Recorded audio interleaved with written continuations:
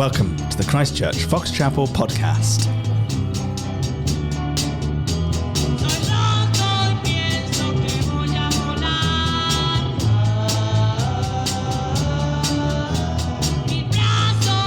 It's the fastest growing conservative, evangelical, charismatic, Pentecostal podcast in the entire Fox Chapel area.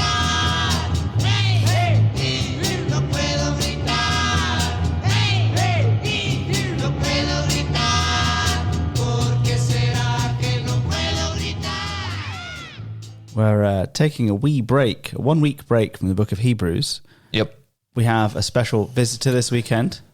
Yep. The Right Reverend Alec Cameron, Bishop of Pittsburgh. Yep. And we're not really Pentecostal. Well, a little bit. Everybody's But it is Pentecostal. Pentecost. Every Christian is a little Pentecostal. I hope so. Yeah. We want to think a little bit. So Alec is coming to talk about Pentecost He's the because bishop. it's Pentecost and he's the bishop. And that's what bishops do. They come visit once a year.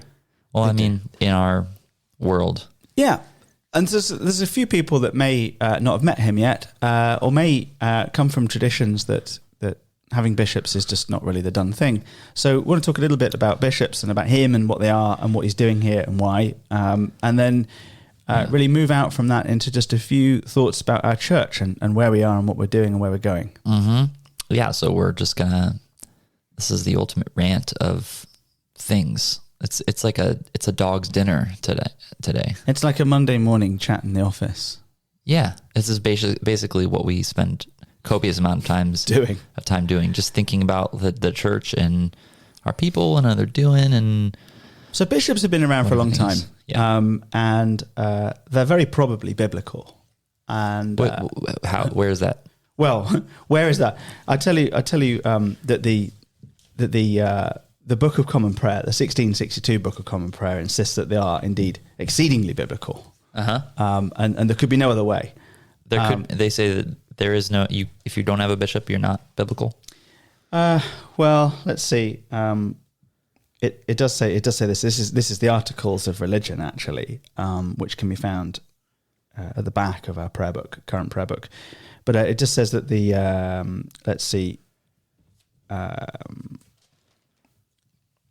the ordinal contains all things necessary to such consecration and ordering, and it has nothing in and of itself that is superstitious and ungodly, and therefore whoever is consecrated or ordered according to the rites of this book since the 2nd year of King Edward unto this time hereafter shall be consecrated or ordered according to the same rites, and we decree all such to be rightly and orderly, lawfully consecrated and ordered.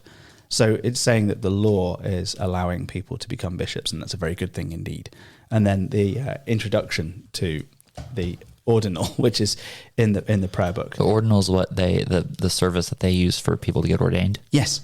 Which ordained means like specially selected to be an authoritative teacher in the church. Yeah. And so this is the 1662 Book of Common Prayer introduction to the form and manner and making and ordaining and consecrating of bishops, priests and deacons, also known as presbyters. It says, "It is evident unto all men diligently reading Holy Scripture and ancient authors that from the apostles' time there have been these orders of ministers in the church, bishops, priests and deacons." So it is saying there's not even a debate according to this. So I think there is a debate. Where they're getting this from is 1 Timothy 3:2. Right. The saying is trustworthy. If anyone aspires to the office of overseer, he desires a noble task. Therefore, an overseer must be above reproach, the husband of one wife, sober-minded, self-controlled, respectable, hospitable, able to teach, not a drunkard, not violent, but gentle, not quarrelsome, not a lover of money. He must manage his own household well with all dignity, keeping his children submissive. For if someone does not know how to manage his own household, how will he care for God's church? So, and on he goes. Overseer. This is the controversy. Mm-hmm. The word is episkopos. It is episkopos. Which is literally translated to look over something. Overlooker. Yeah. And that is the way that Christians for many thousands of years have interpreted that as like kind of the guy who is sort of a pastor over multiple parishes and pastors, multiple churches, a bishop. Yeah, and I think I think that our prayer book, is probably pitching the argument a little high. I think that it might be fairer to say that overseers or bishops that we have in the Anglican Church are agreeable with Scripture. Yeah. Rather than the very exact type we have is mandated and nothing else is real. This is another question. Like some Anglicans would say that Anglicanism is the Episcopal structure is the essa of, or the essence of the church, that without bishops you're not a legit church. I think that's hogwash. Being an apostolic church means standing in the apostolic teaching. Right.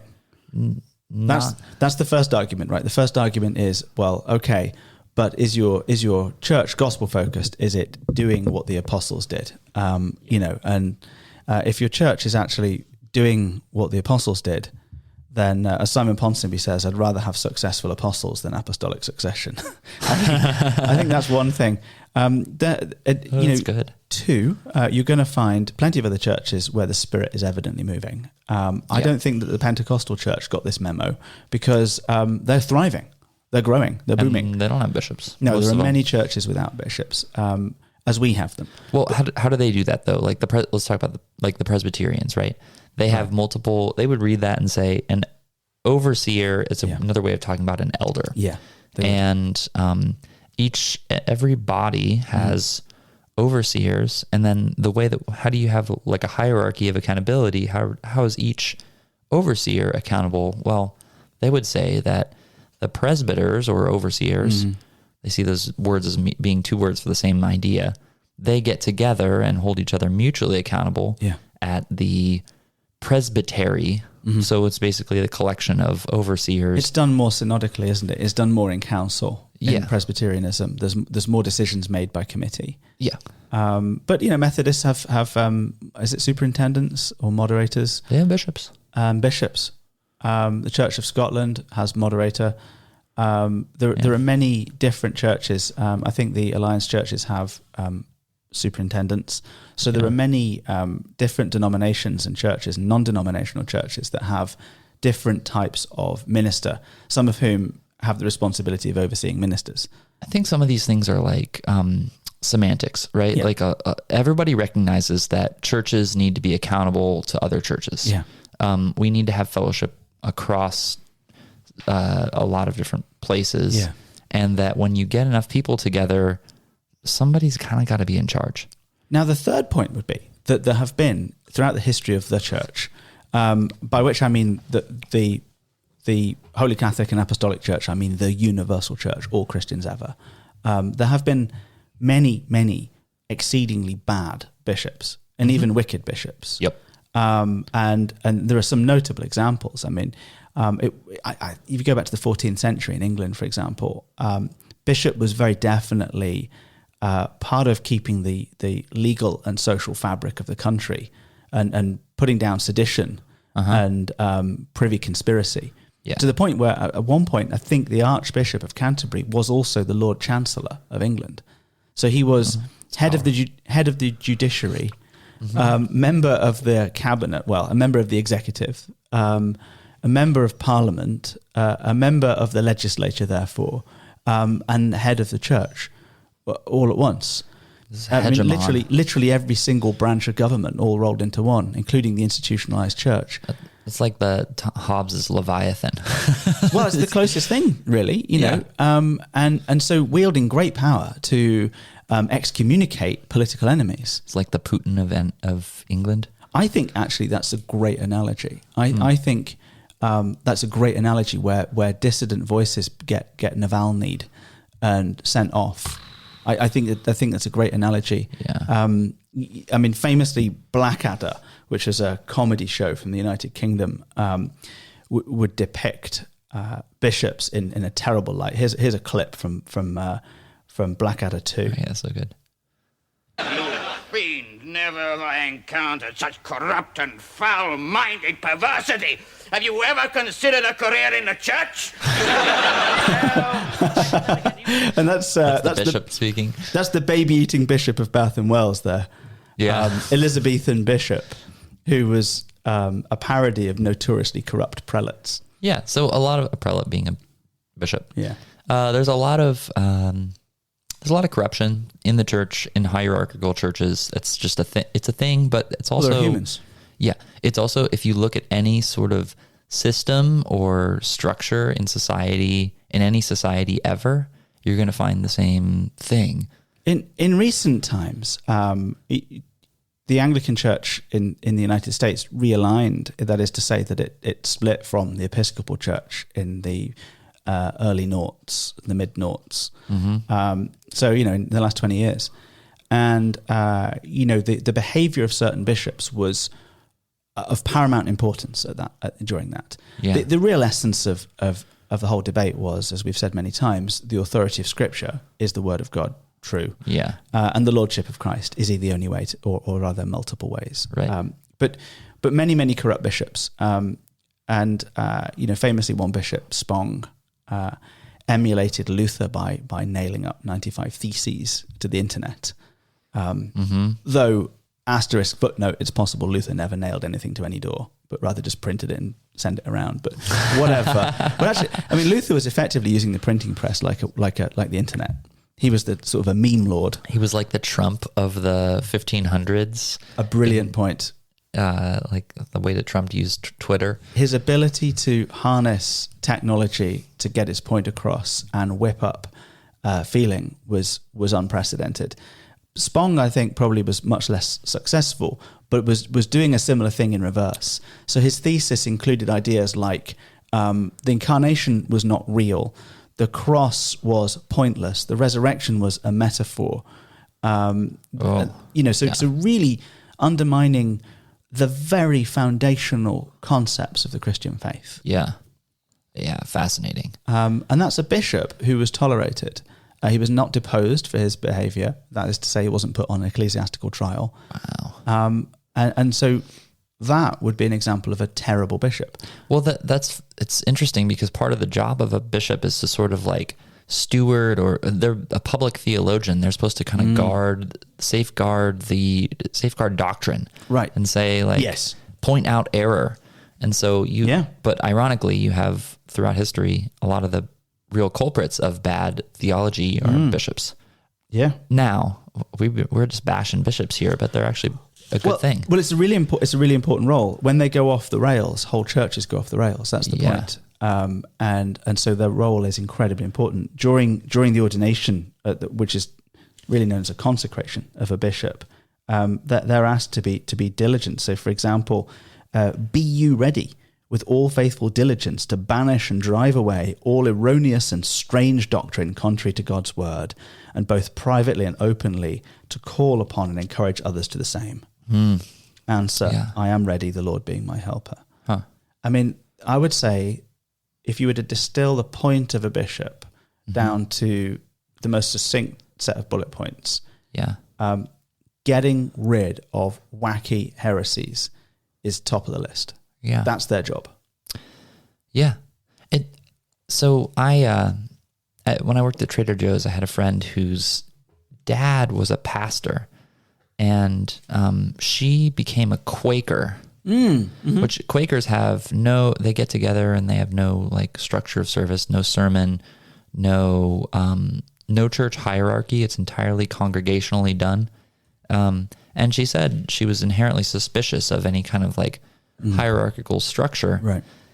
And I get that, but also I think there is it's not that hierarchies are bad. It's just that people are going to be corrupt and bad at every single level. And so banishing a hierarchy, just because there are bad bishops, that doesn't mean that the idea of a bishop is a bad idea. Right. Actually, it can be a very useful thing in a very good and godly way. And everyone we have to have authority in our relationships. We do. And the character of a bishop, as well as the function, I think, comes to play here. So the ordinal goes on to say, for example, this: will you it's Old English, show, will you show yourself gentle and be merciful for Christ's sake to the poor and needy people and to all strangers destitute of help? Now, that's a beautiful image of something tender. You know, the good shepherd or the Lord as shepherd in Psalm 23 has a stick and a staff. And, you know, there's something for whacking wolves around the face, and there's something for kind of gently prodding sheep along. And it's the same thing, isn't it? I think so. I think that, you know, maybe one of the reasons why bishops are so fond of carrying sticks about is that kind of an image. Yeah.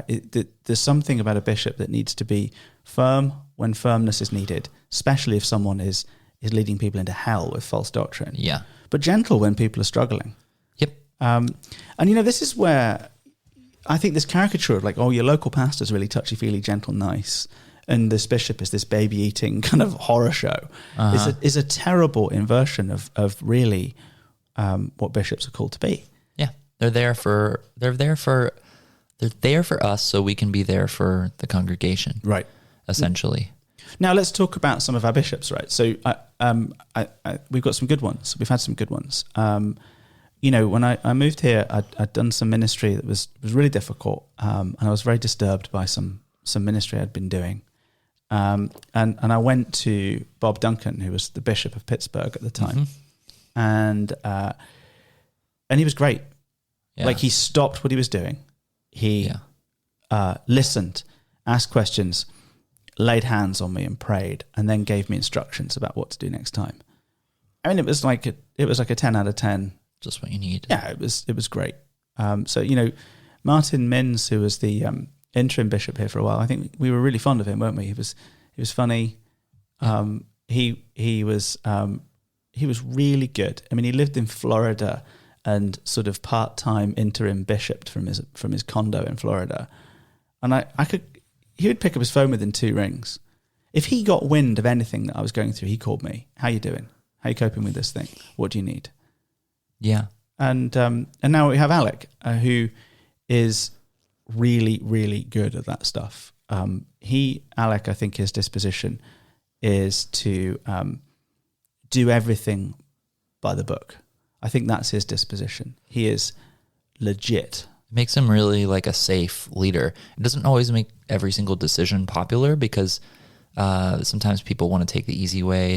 So perfect example, he had to hire a new canon to the ordinary, which is like an assistant.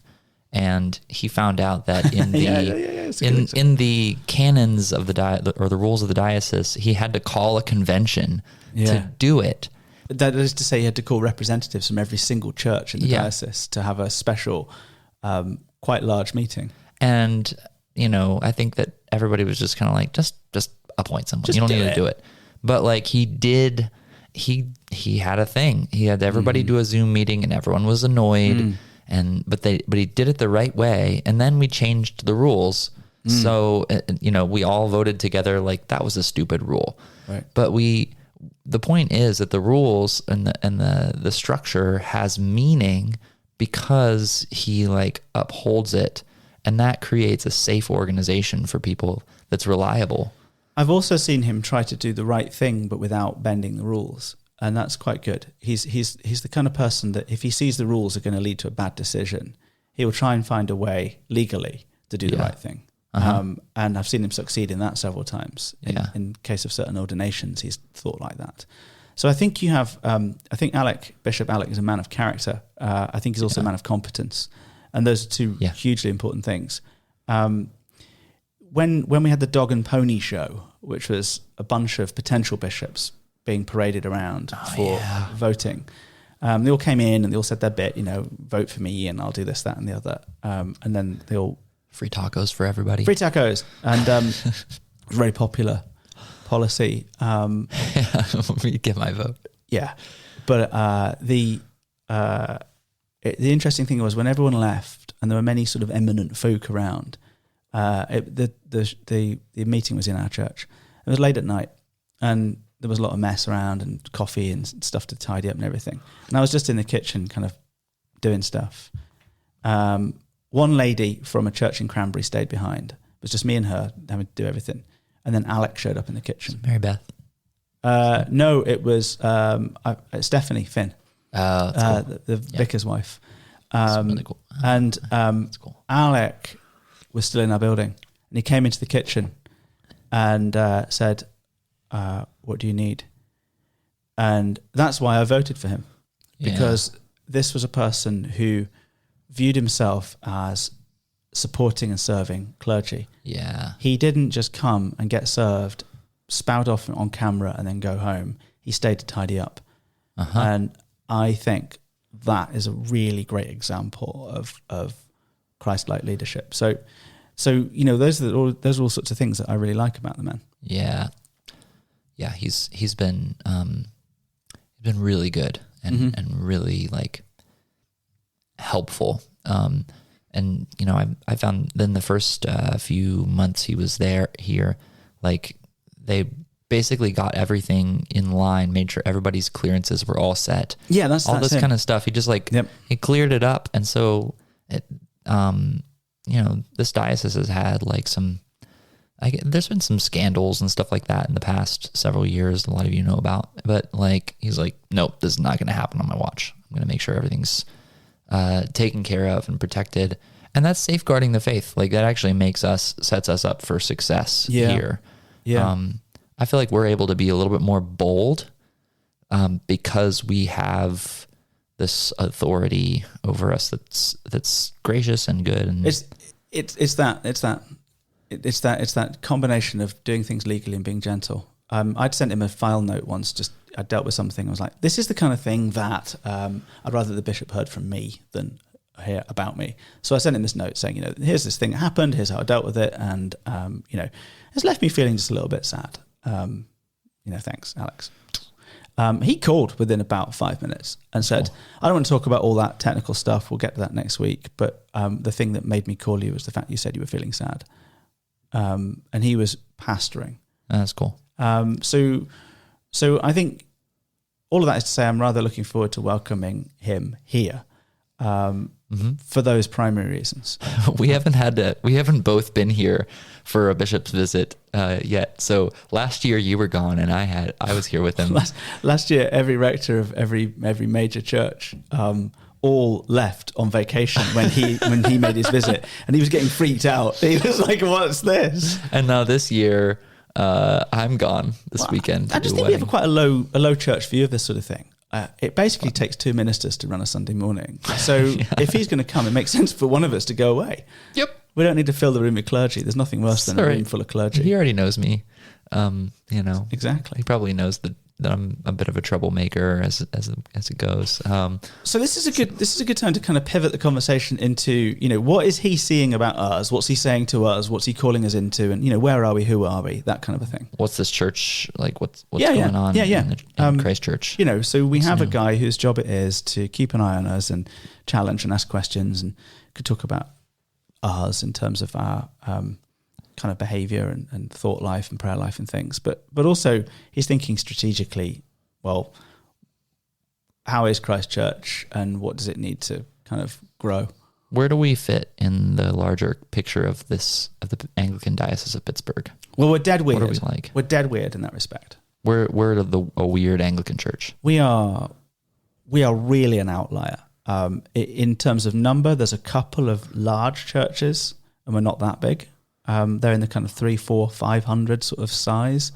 There's a whole bunch of churches of the sort of 25, 30 people size. We're clearly not that either. We have 160? Yeah, we had 182 last Sunday. So that puts us in a unique place. There's no other church of 180. We're like a middle size kind of. We're the only middle sized church. Yeah, that is weird. Yeah. We're the only one that I'm aware of in a community exactly like ours. Like you could say St. Stephen's is socioeconomically similar to these 6 boroughs. Yeah. Which is Sewickley. But Sewickley itself is a town centre and Fox Chapel is not. No, it's a nature preserve. We have the most beautiful church campus ever. Right. It's gorgeous. So our socioeconomic, demographic, geography kind of thing, that's unique. Our churchmanship is unique in the diocese. We're without question the most low church in the entire diocese. That could be true. I think so. I mean, is there anyone lower church than we are? Yeah. In certain ways, I think Grace Anglican is a bit. I think in certain ways St. Stephen's Swickley is a bit, and I think Redeemer, the plant up in Erie, I think is a bit.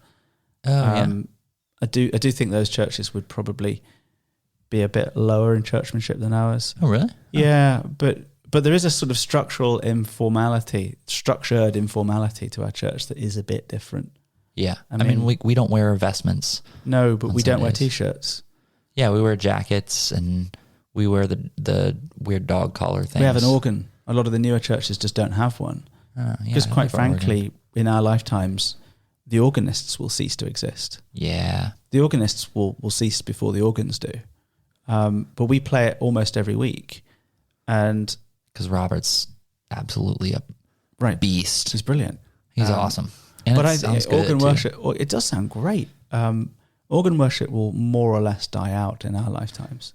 Yeah, but I think there's a lot of I've heard that there's a lot of people going back to kind of like this sort of traditional liturgical kind of method of like church. Like if you were to think of like a classic kind of just like church that's not trying to be modern or fancy or new. That's just kind of like us. Like we just have a liturgy. We have like words that we read together. We take communion every Sunday. We have lively preaching of the word, but we're pretty careful about making a point that like, we are not priests, we're pastors. Well, that's the thing. That's important, isn't it? You know, Alec is a pastor. Yeah. And so it would be absurd if we weren't.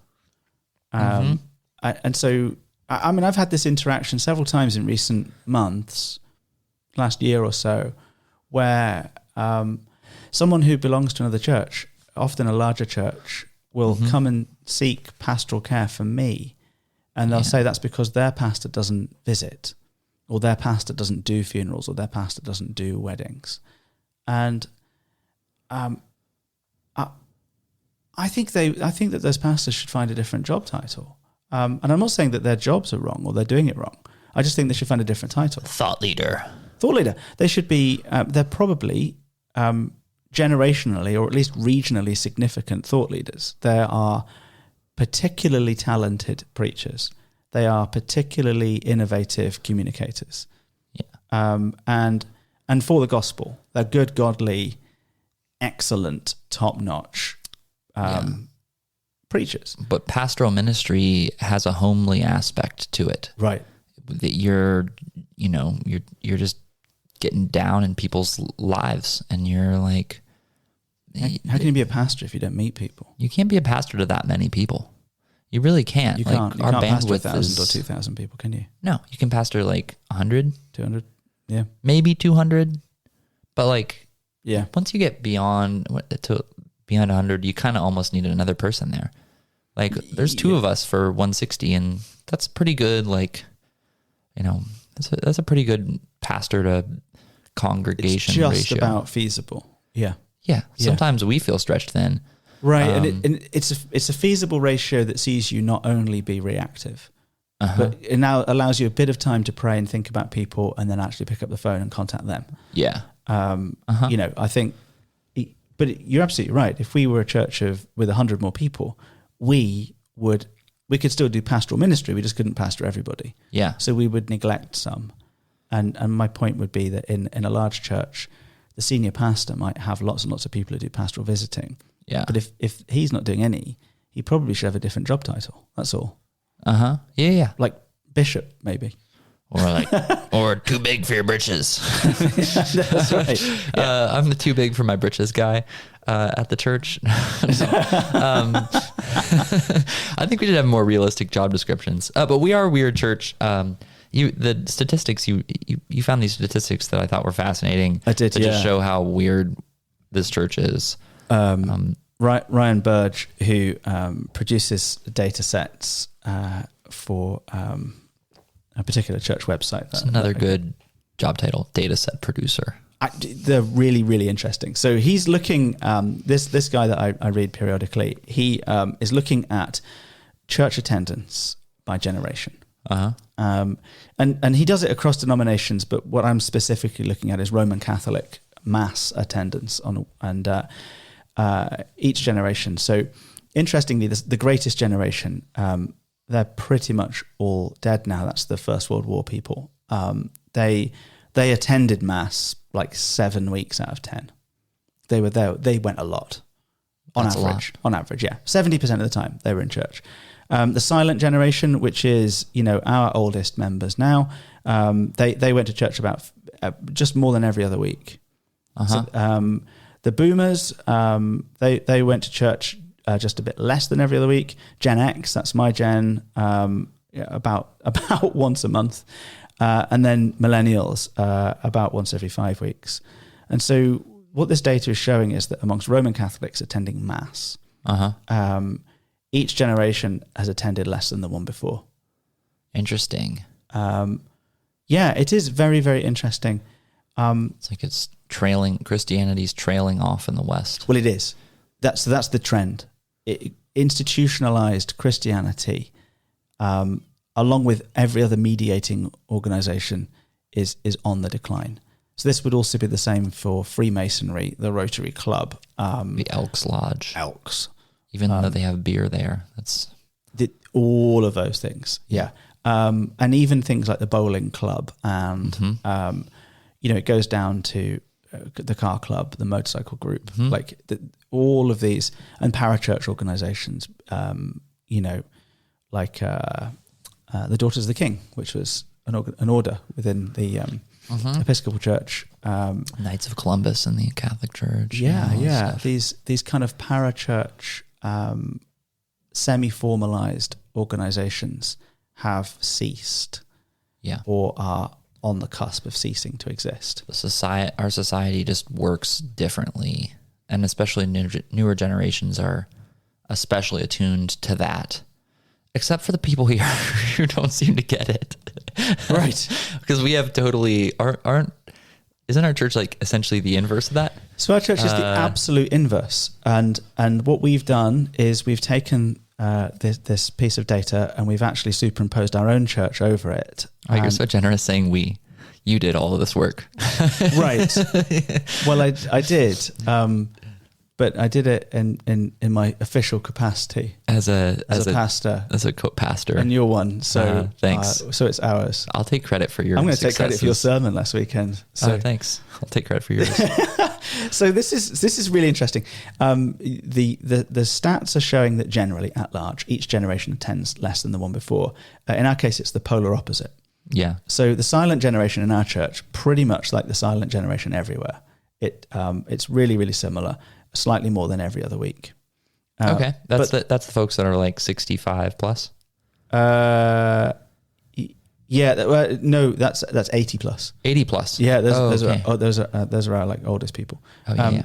So the boomers are. I guess boomers are 65. Well, actually, too, I'll just verify that because I actually tweaked my data slightly. So silent, I'm calling 80 plus. Boomer, I'm calling 60 to 80. That's not quite right. 80. But that's Gen X, I'm calling 40 to 60, and millennials, I'm calling 20 to 40. Okay, so that's not too far off. It's not far off. I've just tried to make the categories a bit more uniform. Yeah, it's fine. Anyway, so our boomers, well, they're here. 65% of the time, something like that. 72. Sorry, our boomers are here 7 weeks out of 10, which makes our boomers like the greatest generation, interestingly. So boomers at large, they go to church, about 30% of the time. Our boomers go to church about 70% of the time. So a Christchurch boomer is more than twice as likely to go to church as a Christian boomer from another church. Go guys, good job. Well, then we get to Gen X, which is my generation, and they attend even more. 79%, 80%, so 8 weeks out of 10. This is like the parents of teenagers generation. The parents of teenage generation. Yeah. Bit of a slaphead coming on. You're going to be a bit of a cue ball if you're a bloke. Bags under the eyes. Woman maybe. Cue ball as in like you're balding? Balding, yeah. Women probably leathery skin, teeth starting to yellow a little bit. Not our people. Going off. No, not our people. Not our people. You're Americans. Other people's people. If you're British, you're practically in the grave by this stage. like just the Night of the Living Dead. Look out, here come Gen X.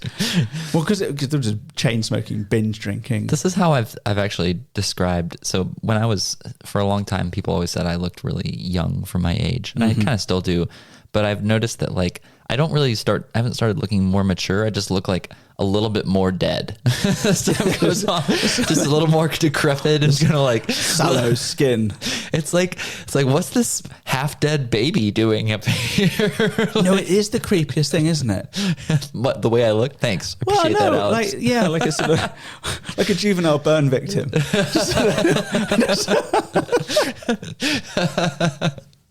This spoken from the man who once prayed that I would lose my hair fervently a day of prayer and fasting, because I made fun of your baldness in front of the congregation. I did, and so you just prayed that the Lord would bless me with hair loss. Was it Elijah or Elisha? I forget which one of them was bald. But Elisha. They said bald head, and then he called the she bears to come and eat the children. Yeah. So I don't think CYS would be cool with that nowadays. But anyways. Novus actus interveniens. You could claim that you didn't actually control the bear. There's actually a legal justification for this, a new intervening act. It broke the chain of causation. Yeah, there you go. So I think he's on good ground. Yeah, he's all right. Then we get to millennials. The best generation. Best one. Well, it is, because the millennials are attending in the wider population worse than anyone. In the Christchurch population, better than anyone by far. If you are a Christchurch millennial, you are likely to be here 8.5 weeks out of 10. Oh, wow. So here's our generations. 5.5 weeks out of 10, 7 weeks out of 10, 8 weeks out of 10, 8.5 weeks out of 10. At Christchurch, the younger you get, the more likely you are to come. That's extraordinary. That is a real surprise. Yeah. That is a real surprise to me. I mean, not only is it the opposite of the prevailing culture, which is surprising, but it's just like, it's sort of, I'm like, well, why? Yeah, I think, well, we've thought about this several times, but one thought just occurred to me. I think the two of us probably take it for granted that there's a certain effect that so people often are like, marvel that we like know everybody, right? Because we're the pastors, I guess we spend a lot of time with this congregation. But we're in church every single week. Like, I'm sure that if I'm in that data set, I'm going to skew it in a lot of ways. Yeah, I've skewed mine. You've skewed yours. Because I'm a super regular church attender because I'm the pastor, right? Yeah. I miss like 3 weeks a year, but what I've noticed since I've been married, Jenna and I have always been like super regular church attenders. Like, we just go to church, no matter what. And there's something that happens. You just get stitched into a community. You start to develop relationships and love people. And it just happens by showing up every single week over and over and over and over and over again. Yeah. Sometimes you don't want to. You are moving your pie chart by 8 degrees, actually. So it's quite significant. Oh, thanks. Yeah. You're having a significant impact in your generation. All right, go team. Go millennials. But nonetheless, I've got my auto sums. Oh, they're so beautiful. I was able to do that math. I'm pretty impressed by this whole thing. I can't do that with Excel. But like there's a reason why it says in Hebrews, don't neglect to meet together. Right. Like as some are in the habit of doing, because it's powerful. You experience the grace of God in community when you show up to church. Like it's so I'm thinking about, okay, well, what could possibly explain this? And it might be that millennials are too poor to do anything more fun on a Sunday. It could be. This passes for entertainment if you're a millennial. That's a possibility.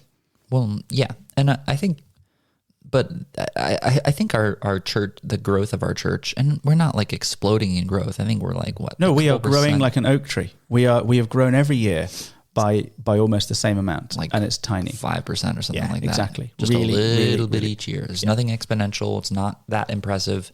No. But it's been in a time, especially post-COVID, that like churches are in collapse, in free fall. A lot of them. And then some of them are bursting at the seams. The church I grew up in, has been through so much stuff, but they're about to do a building campaign because they literally can't fit all the people in the sanctuary anymore. Right. And our case, right, I think might be actually our problem is actually space for children. So just before we get to that, I'll make a point. We're actually really well represented in each generation.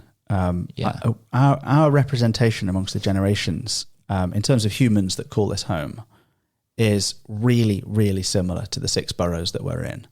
So we have 20% in that silent generation, and then like 30% boomers, 30% Xers, and then the balance of millennials. So we're really, really, really similar to the area, which is a healthy, positive sign. Although in terms of actual people in the room, it skews young because, as we've seen, younger people come more often. They can't afford to go on vacation. Because they can't go for, yeah, I believe so. There could be other factors at play. Small children. Well, it could be children. So there's a thing.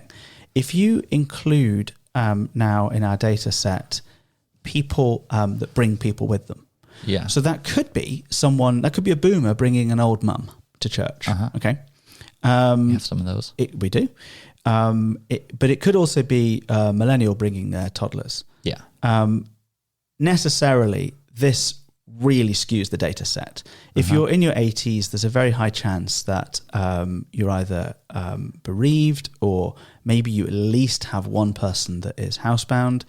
You yourself may be housebound. That's going to shrink your segment. It gets harder to go to church. It gets harder to go to church. If you're a millennial and you have 3 or 4 elementary school children, right? Sunday morning in a church with great childcare and great children's ministry is a real blessing. The idea of going and sitting in a room and drinking a cup of coffee while someone else watches your kids is enough to get you out the door. I think that is a big part of the answer here. A carrot on this. It's a carrot on the end of the stick. So if you include children in the millennials data, right, their attendance then becomes 156%. That is to say, for every 10 weeks, they come to nearly 16 weeks. Yeah, cool. And that's because you're including their children in that set. Yeah. So by this point, if you include the children that they bring, then our 2 youngest generations account for 2/3 of our entire congregation by attendance.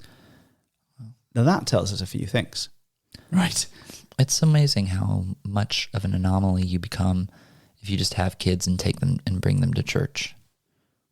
Like, this is such a countercultural thing to do. Which I think is another point, right? I think this is really, really significant because we just preached through Hebrews 11. Mm-hmm. And what we saw is the pattern in the church from the beginning of time. And that is to say that persecution often leads to faith. Yeah. That when times are difficult, your faith grows. Yes. Right? We've seen this. And it was the case with Abraham, and it was the case with Moses, and it was the case with all the judges that we went through, right? Mm-hmm. What if, for the silent generation, how do people think of churchgoers? So if, let's say, you were born in 1925, right? Uh-huh. You're born in 1925. You're kind of in... up to the war, 1925 to the war. So you're in Jean Pasquarella, Sally Grulick's kind of generation. Sure, yeah. Right? Or Debbie that we had on the podcast last week, right? Mm-hmm. She's just a little older than my parents. So she just nudges into the category before them. Right? She seems pretty young, but she seems younger than my parents. What did people think of churchgoers in 1940? What was the social attitude at large to churchgoers? Good citizens. You need to... Yeah. It's the respectable thing to do. Right. But now... Maybe actually it'd be unthinkable not to. Maybe. In some places, yeah. There's something wrong with you. You don't go to church. For sure. Chase that through. Okay, so we're now in the 1960s. So we're in this kind of the apex of your boomer is now, listening to the Beatles and smoking dope and riding around on mopeds without any proper protective gear. Yeah. Because that's, from what I can tell, they all did. Mopeds? Yeah. At least in the north of England. Yeah, okay. So attitude to church now. Right. Well, we just played a clip from Blackadder. Right. You look at comedy. The church is satirized in the 1970s. Look at Monty Python. Yeah. And you look at the Spanish Inquisition or whatever. The church becomes this figure of fun in the 1970s. It had become embarrassing because all the corruption stuff had come out. Corruption stuff had come out. We've yet to have the full-blown Roman Catholic abuse scandal really become widely known. And yet there's this sense in culture that there's something hectoring and judgmental and prudish and boring about the church. Do you think that maybe the world wars had something to do with this, that everyone went through this extremely traumatic event, and then coming out of that, everyone sort of just wanted to be left alone in peace. They didn't want to talk about ultimate things like judgment and all that kind of stuff, because they're like, listen, we've already been through as much judgment as we can handle. And the goodness of God is up for debate because we've just been through utter horror. We've seen the Holocaust. We've seen the Holocaust. If you have 6 million people die in that respect, you're getting information about what life was like in the gulags under Stalin. You're seeing the killing fields, the Khmer Rouge, Cultural Revolution in China. You're seeing these mass events. So the surface level Christianity that didn't delve deeply into a theology of the cross became just utterly ridiculous to boomers, because there's no theology of suffering. There's no theology. There's all this unaccounted for suffering. Yeah. And so they started turning away to other worldviews and philosophies. It's the theology of the hymn, All Things Bright and Beautiful. Just an insipid, watered down, dreadful, flabby blancmange of theology. Blancmange, that's a good word. Just a blank mange. Just a kind of, just flab. Yeah. Just all things bright and beautiful. It's like, it sucks. Yeah. It's a rubbish song for someone whose dad's been gassed. Like it's garbage. Yeah. Right. And so, I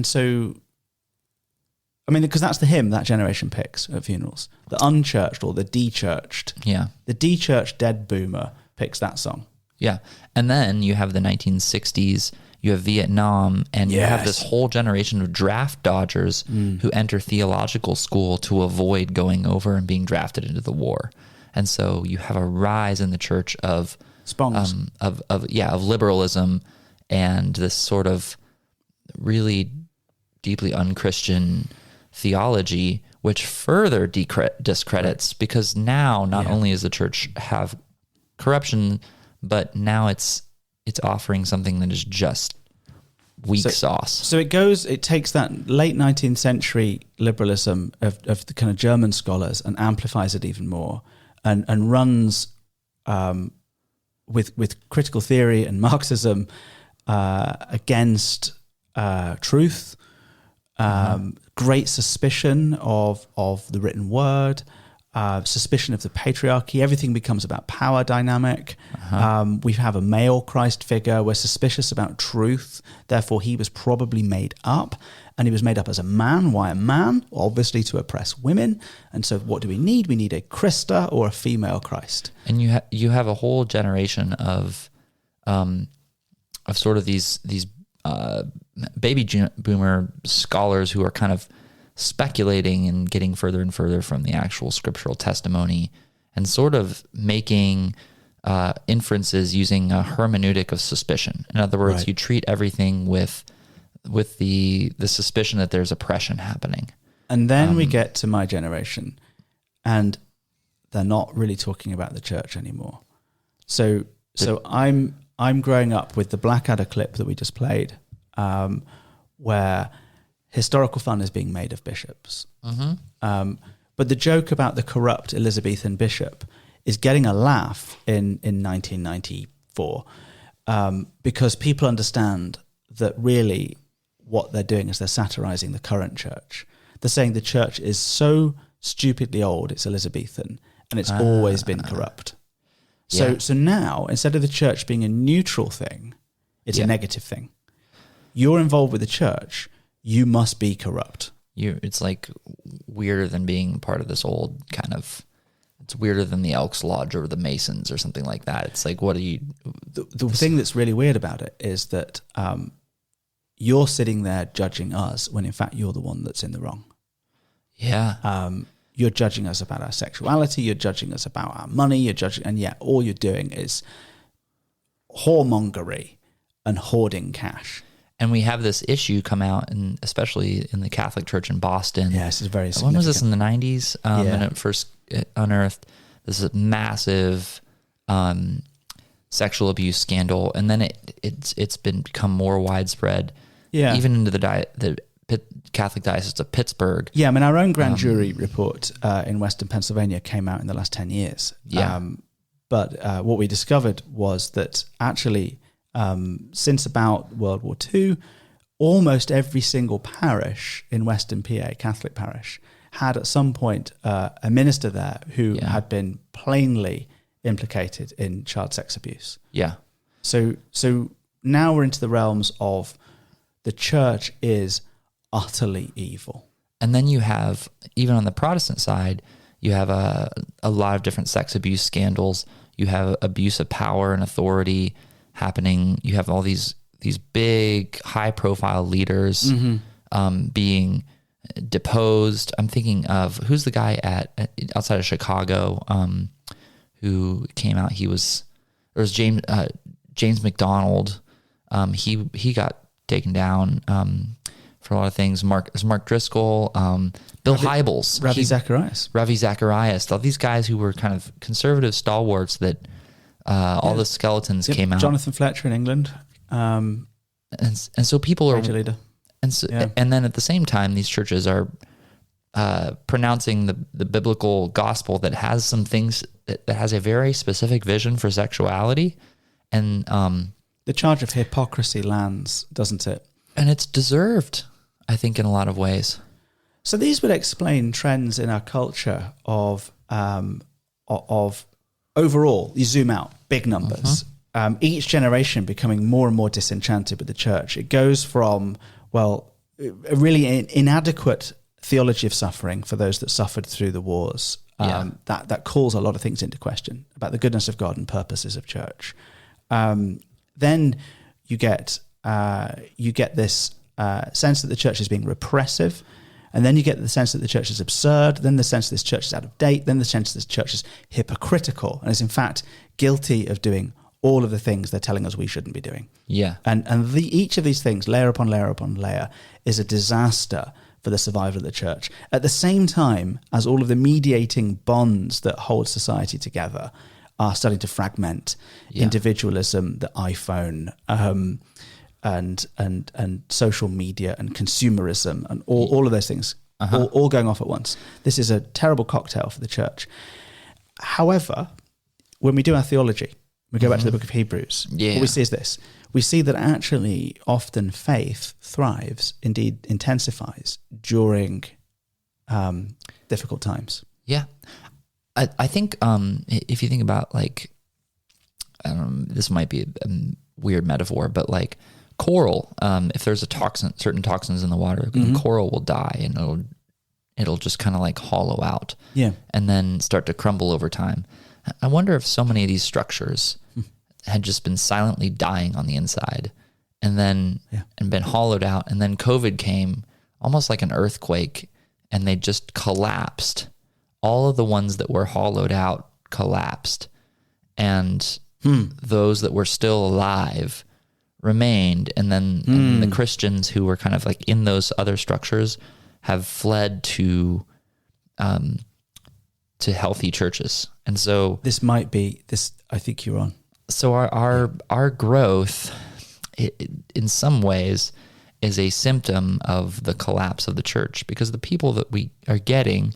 And I'm not saying this is all bad, but they're not majority new Christians who are unchurched. No, we get some converts, but mostly it's transferred growth, as you would call it.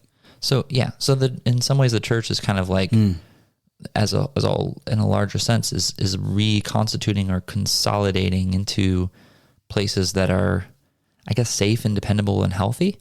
And you have to be very clear to demonstrate that. Like people want to see, particularly young parents, they want to see a sign-in process for children. They want to see a security camera. They want to see a child protection policy. They want transparency among the the pastors. They want to know that we're not like egocentric, like celebrities. They just want, So I think that gets a long way. We could be witnessing essentially the collapse of churches that had lost their way, and two, we could be seeing the fruit of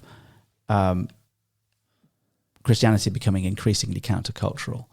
If you are at high school in this school district and you decide to come out as a Christian, you're doing something as socially dangerous as when you came out as a homosexual 30 years ago. Yeah. You are doing something rebellious and that puts you at risk. And so therefore, for our young people to declare the Lordship of Christ publicly is a big deal. That they're less likely, I think, to float around the edges and attend sporadically and say, oh, that's my church, I go there every Easter. Yeah. So I think in a lot of ways this explains in some ways why our church is not massive, but it's a really committed church. Yes. Compared to those of yesteryear. And we yes, at our attendance peak we had 300 people. Yeah. And a membership of 1,200. so that was our peak, and that peak was quote peak. Yeah, that was our statistical peak, and that was in the mid 1980s. So that means that at our peak, quote unquote peak, on any given Sunday, membership to attendance was worse than any of the figures we're looking at here. So you probably didn't have people probably didn't have deep relationships because if everyone is there 1 out of 4 Sundays, then your chance of seeing one another, of overlapping with the same people, is maybe like 1 out of 16. And so that you see them 3 times a year. Well, they were there. They were there 3 out of 12, right? Yeah. So that's terrible. Yeah. So I mean, every 3 months you've gone 3 times. Monthly attendance. Yeah. You might go for 2 weeks and then disappear for 8 weeks, and everyone else might be doing that. And that's assuming it's uniform. The chances are actually you had 150 people who were here every week. In which case you had 1,000 people who were there every year, and that has gone. And COVID killed whatever remnant we had of that off completely. Well, I think that people make an error when they think that getting a large crowd together in a room signifies success, right? Because it simply doesn't. It doesn't actually. It actually accomplishes much less than smaller groups do. Yeah. Small groups of faithfully attending people have enormous impact because they're building relationships with deep roots. They're really being formed in the gospel. And then they're changed as they go out, and that begins to actually move the needle in the society as a whole. And so there's so much more momentum with a smaller congregation of highly committed people. So I feel really excited about what God is doing in our church, even though I don't think that the church is growing because we're awesome. No, I think the church is growing because the gospel is awesome, 1. Yeah. 2, churches that have abandoned the gospel are not awesome. That's true. And 3, the wider culture is making it harder to be a Christian, which is creating more Christians. We know this is true because the best places to grow a church right now are Iran and Afghanistan. so China as a third. Right. Yeah. None are in Europe and North America. Of the top 20 fastest growing Christian populations in the world, not one is in Europe or North America. So we know that it's predominantly Muslim countries. 10 of the top 20 are all Muslim countries, which are more likely for various reasons to be theocratically ruled. That is to say that there's no separation of church and state. It is one and the same. And the more you tighten your grip, the more star systems slip through your fingers, as Princess Leia once said. So I think what we're seeing actually is the fruit of persecution. Interesting. Yeah. It is.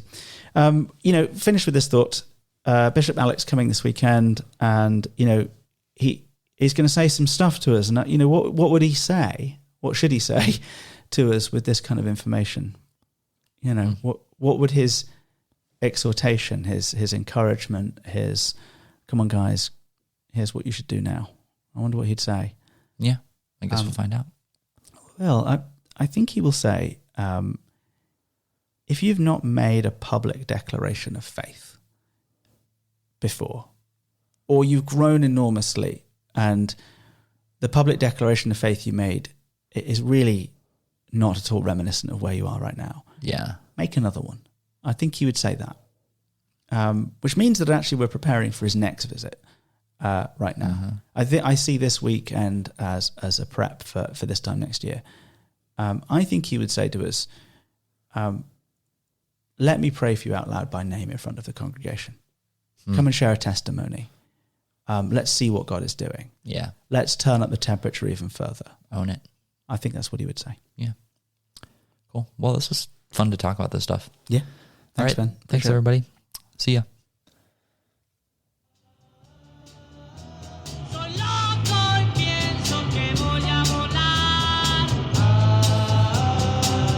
Just occurs to me that the baby-eating Bishop of Bath and Wells sounds a lot like the eminent scholar F.F. Bruce. Same. No, not the same person. Well, have you ever seen them in a room together? I haven't seen Winston Churchill in there either. It's all the same. It is. Have you ever thought of a career in the church? Thanks for listening. It's been a podcast of Christchurch Fox Chapel. We'll see you all very soon. Thanks for stopping by. Stay frosty.